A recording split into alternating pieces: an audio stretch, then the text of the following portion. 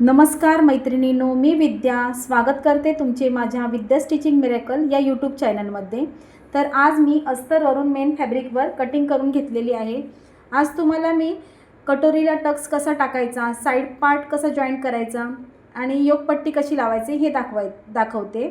तर अगोदर आपल्याला कटोरीचं टक्स टाकून घ्यायचं आहे। त्यासाठी आपल्याला आपला मेन फॅब्रिकचा फ्रंट वरचा भाग हा वरती ठेवायचा आहे आणि अस्तर खाली ठेवायचं आहे। या पद्धतीने आपल्याला सर्व बाजूने आपल्याला हे शिवून घ्यायचं आहे।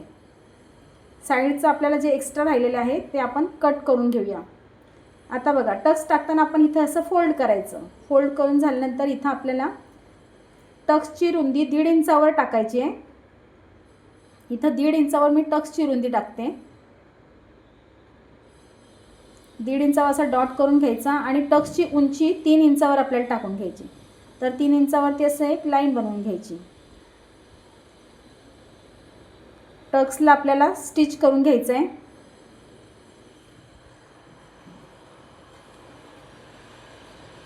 डबल शिलाई मारून घ्यायची।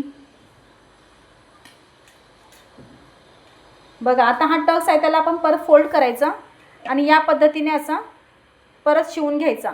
त्यामुळे आपल्या कटोरीला जास्त टोक येत नाही। कट करून घ्यायचा। बघा, अशा पद्धतीने एकदम छान अशा कटोरीचा आपल्याला आकार येतो। आता आपण साइड पार्टला पण त्याच पद्धतीने स्टिच करून घ्यायचं आहे।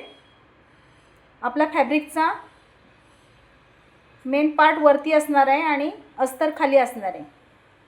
सर्व बाजूंनी बिना चून पडता आपण असं शिवून घेतलं आहे। एक्स्ट्रा पार्ट आहे तो आपण कट करून घेतला आहे।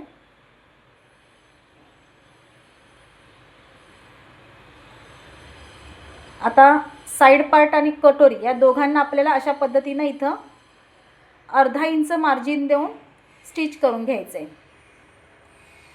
व्यवस्थित गोलाकार शेपमध्ये ही आपली कटोरी आपल्याला स्टिच करून घ्यायची आहे।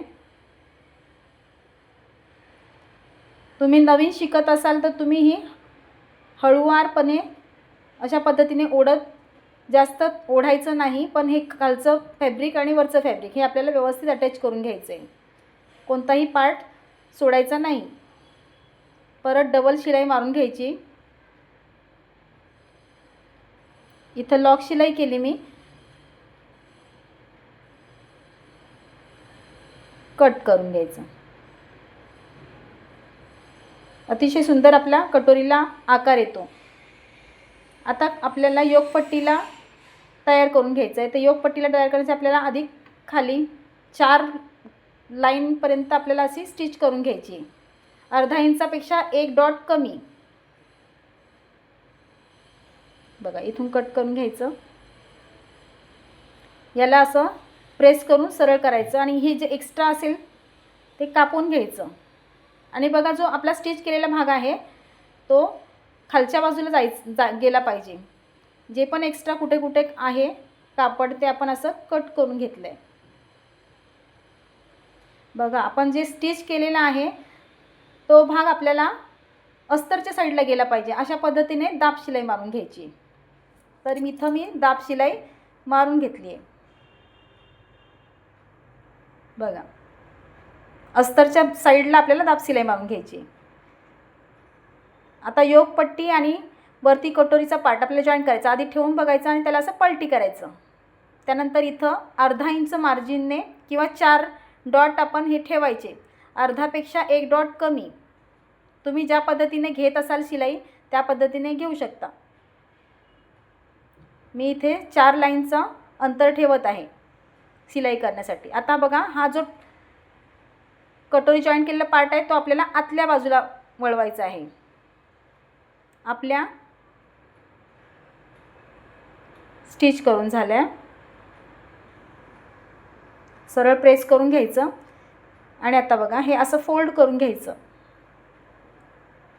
व्यवस्थित फोल्ड करायचं आणि हा बघा, हा कटोरीचा हा पार्ट आणि हा पार्ट आपल्याला अशा पद्धतीने शिवून घ्यायचा।